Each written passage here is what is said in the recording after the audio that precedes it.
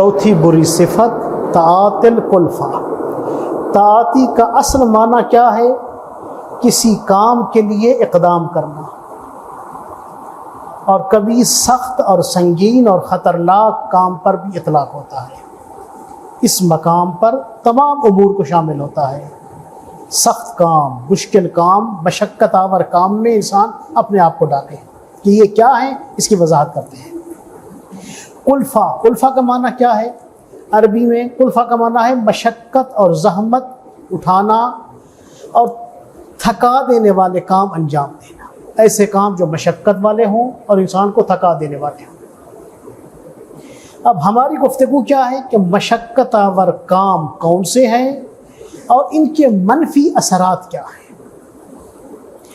امام صادق رسول خدا سے ایک روایت نقل کرتے ہیں کہ رسول خدا نے امیر المومنین سے فرمایا، یا علی ان ھذا الدین متین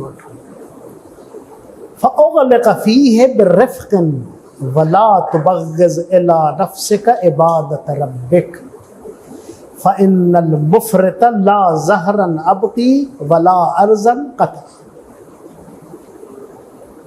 اے علی، یہ دین، دین اسلام، یہ متین اور استوار دین ہے۔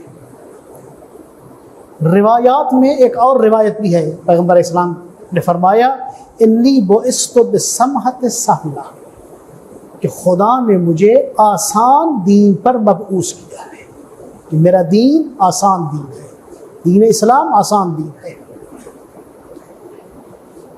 آسان دین، آسان شریعت پر مبعوث ہوا ہوں، میرا دین آسان۔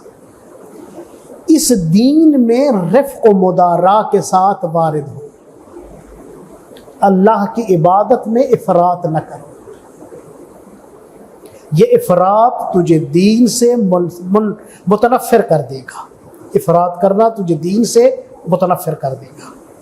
اس لیے کہ اگر کسی مقصد کی طرف جانے میں انسان افراط کرے، زیادہ روی کرے، تو انسان مقصد تک نہیں پہنچتا اور اپنی سواری کو صحیح سالم طریقے سے بھی نہیں لے جا پاتا۔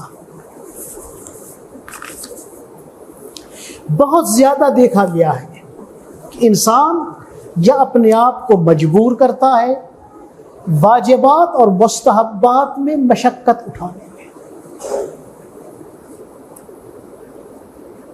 اور اس مشقت میں پھر کیا ہے، نتیجہ کیا نکلتا ہے کہ انسان متنفر ہو جاتا ہے، اس عبادت سے متنفر ہو جاتا ہے۔ بہت زیادہ دیکھا گیا ہے کہ انسان وسواس کا شکار ہو جاتا ہے، بار بار وضو کرنا، کیا وضو میرا صحیح ہے یا نہیں ہے، بار بار غسل کرنا، کیا پانی میرے سارے بدن پر پہنچ گیا ہے یا نہیں پہنچا، وسواس کا شکار۔ جس طرح توضیح المسائل میں لکھا ہوا ہے، انسان پڑھ کے وضو کرے، اپنے عہدے سے سبکدوش ہو۔ جس طرح غسل کے متعلق کہا گیا ہے کہ غسل کا طریقہ یہ ہے، انسان غسل کرے، اپنے عہدے سے سبکدوش ہو جائے۔ وسواس کرنا بار بار کہ پانی اس جگہ پہنچا ہے نہیں پہنچا، میرا غسل ٹھیک ہے یا نہیں ہے، بار بار فون کر کے پوچھنا۔ یا نماز پڑھنے کے دوران، نماز میں انسان بس شک کرے کہ یہ ذکر میں نے ٹھیک کہا یا نہیں، یہ حرکت میں نے صحیح کی ہے یا نہیں۔